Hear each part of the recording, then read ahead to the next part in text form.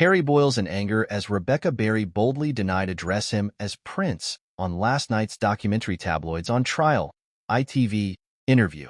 The tension was palpable as the cameras rolled, capturing a captivating exchange between Prince Harry and Rebecca Barry, the renowned investigative journalist. The setting was the highly anticipated documentary Tabloids On Trial, aired on ITV, and the subject matter was the Duke of Sussex's long-standing feud with the British media. Join us as we delve into this interesting saga. Please subscribe and turn on the notification bell for updates. It was a moment that would reverberate through the halls of Buckingham Palace and the living rooms of millions of viewers worldwide. Harry, known for his candid and at times combative approach when addressing the press, found himself on the receiving end of a bold statement from Barry that threatened to upend the very foundations of royal protocol. The interview began innocuously enough, with Barry probing Harry about his experiences with the media and the toll it had taken on his mental health. The prince, ever the eloquent orator, wasted no time in laying bare the challenges he and his wife, Meghan, Duchess of Sussex, had faced at the hands of the tabloid press.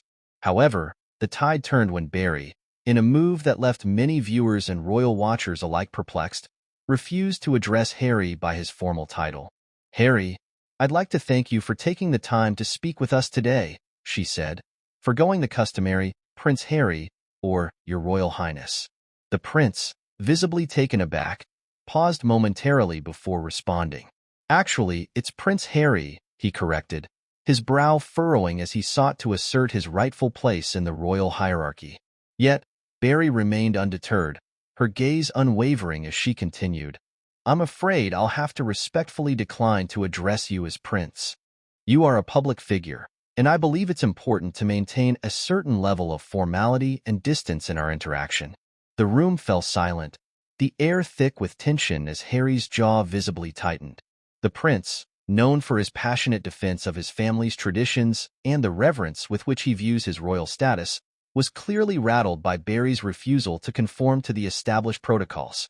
In the ensuing moments, Harry's composure began to slip, and the cracks in his carefully cultivated public persona began to show. His responses grew more clipped, his tone increasingly defensive, as he attempted to navigate the uncharted waters of this confrontation. "I understand your perspective, but I'm afraid I must insist that you address me as Prince Harry," he said, his voice laced with a hint of barely contained frustration. "It's a matter of respect, not just for me, but for the institution I represent." But Barry remained unwavering, her journalistic instincts clearly overriding any deference to royal etiquette. "I respect your position, Harry, but I'm not here to engage in a game of royal protocol," she retorted. "My responsibility is to ask the tough questions and hold you accountable, regardless of your title." The exchange only escalated from there, with Harry growing increasingly agitated as Barry continued to address him by his first name alone. The prince's face flushed with a combination of anger and disbelief, his eyes narrowing as he struggled to maintain his composure. Viewers at home watched, transfixed, as the carefully choreographed dance of royal interviews gave way to a raw and unfiltered confrontation. This was no longer a mere Q&A session. It had transformed into a high-stakes battle of wills, a clash of two powerful personalities unwilling to back down. As the interview drew to a close, the tension in the room was palpable. Harry, visibly shaken by Barry's refusal to acquiesce to his royal demands, made a final, almost pleading, attempt to assert his status. "I hope you can understand the importance of addressing me properly," he said, his voice tinged with a hint of desperation. But Barry, unfazed by the prince's display of emotion, simply shook her head and offered a measured response. "I understand your perspective, Harry, but as I've said, my role here is not to validate royal titles, but to have a meaningful conversation and ask the questions that matter. I hope you can respect that." With that, the interview came to a close, leaving both the prince and the viewers grappling with the implications of this extraordinary exchange. It was a moment that would undoubtedly reverberate through the halls of power, sparking conversations about the role of the media, the boundaries of royal protocol, and the delicate balance between respect and accountability. As the credits rolled and the cameras stopped rolling, one thing was certain.